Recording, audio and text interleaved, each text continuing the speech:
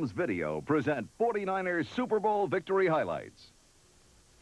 Hi everyone, I'm Wayne Walker, and joining us today is the head coach of the San Francisco 49ers, Bill Walsh. We'll be taking a trip down memory lane talking about the 49ers' 2 Super Bowl wins in the 1980s. Bill, I don't think most people realize how tough it is to win a Super Bowl. Well, it really is, because so many things have to fit together over an extended period of time, and anything can go wrong along the way that would eliminate you. It's the 1981 season. That's the one leading up to your first Super Bowl, and you have a very young team. In fact, you're starting 3 rookies in the defensive secondary. When was it during that season that you felt you could be a Super Bowl team? Well, we really didn't know, but we thought we'd be contenders when we beat Dallas at Candlestick Park early in the year. Then as the season progressed, we had a great game against Pittsburgh in Pittsburgh, and we're one of the few NFC teams ever to win there. So then it began to develop momentum, and we didn't know how good we would be until really the final game, and we won it. You mentioned Dallas as an opponent. You played them again in the NFC Championship game at Candlestick. That was a great game that ended with Dwight Clark's catch. Now, what really surprised me in that game was the fact you were able to run on Dallas. Tell us about that. Well, they played a nickel defense in which they substituted a number of pass rushers and defensive backs to stop the pass. And we had a sweep play that we'd run all year that's been very effective. And we just managed to block them effectively and get outside of them before they realized what was happening. And I think really, Wayne, each time we ran it, they thought, well, that'll be the last time they do that. And I think we ran 7 sweeps on that final drive. You were very confident, I remember, going into that game. I know you told me in your workouts during the week, we're a little bit quicker than they are and they don't know it. Well, that was true. We'd beaten them badly earlier in the year. They still had the great team, the great tradition, but we were quicker. But if you'll recall that game, there were officials' calls and all kind of things kept them in it. And finally, they went ahead with just a few minutes to go. Now you're in the Super Bowl, and it's going to be at the Silverdome in Detroit. Now, is pressure's off you then? Well, not really. We realized after beating Cincinnati earlier in the year that they had a great team and a dominating physical team.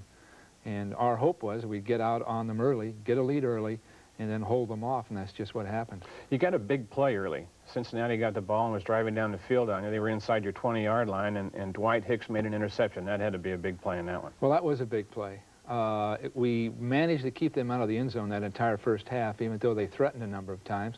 We built a 20-0 lead, and that was about all we had left. Then we held them off that entire second half, and I give a lot of credit to that young team just with that tremendous determination to win that thing.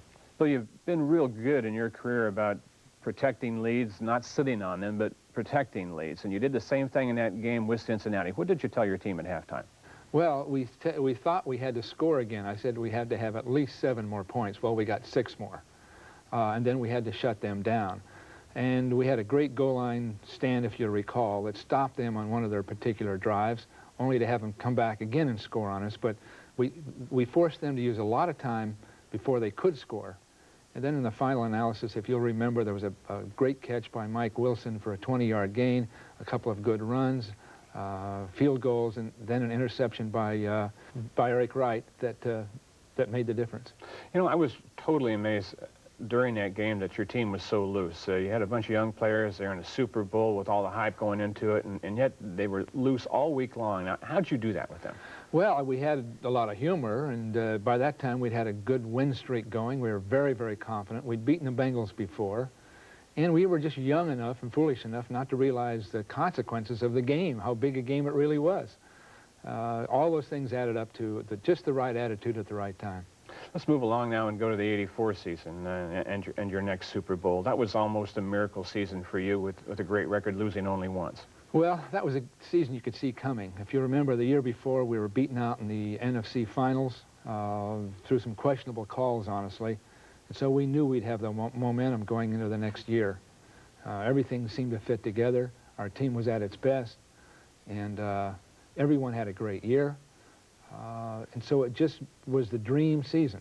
We had some close games along the way, 2 or 3 of 6-point wins or 4-point wins. But in the big games, we were so strong. We had beaten the Giants earlier, and then in the playoffs, we were able to do it. So it was one of those years that everything fit together. And after those years are completed, and then you wait a few more years, you realize how tough it is to win one and how tough it is to have a great season like that.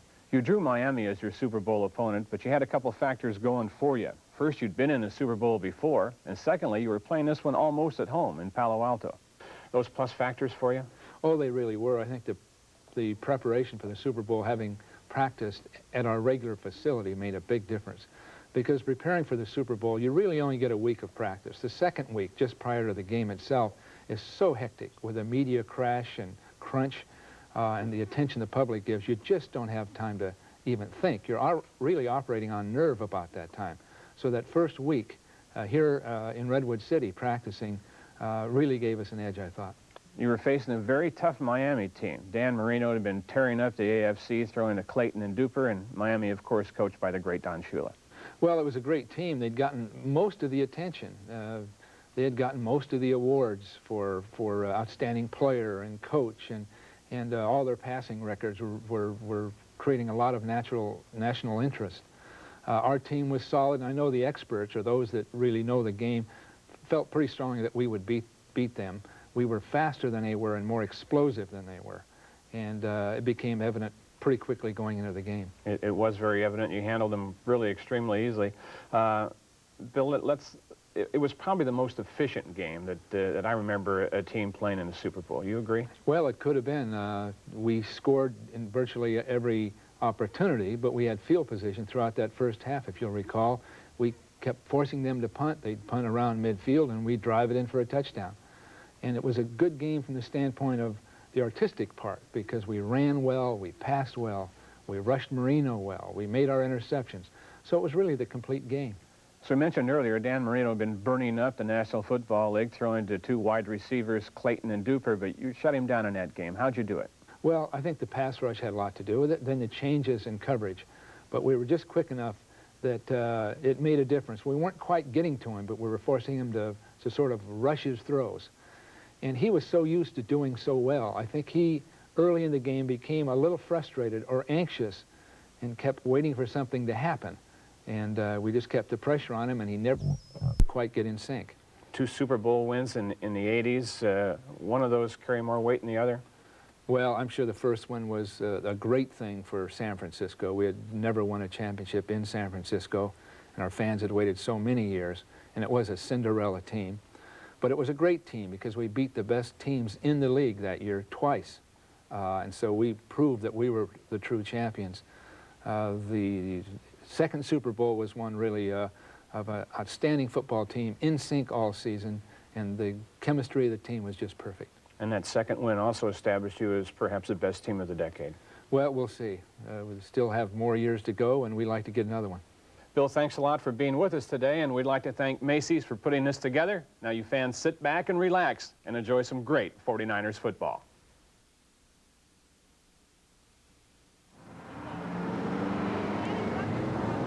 Good morning, 4 News Radio 95.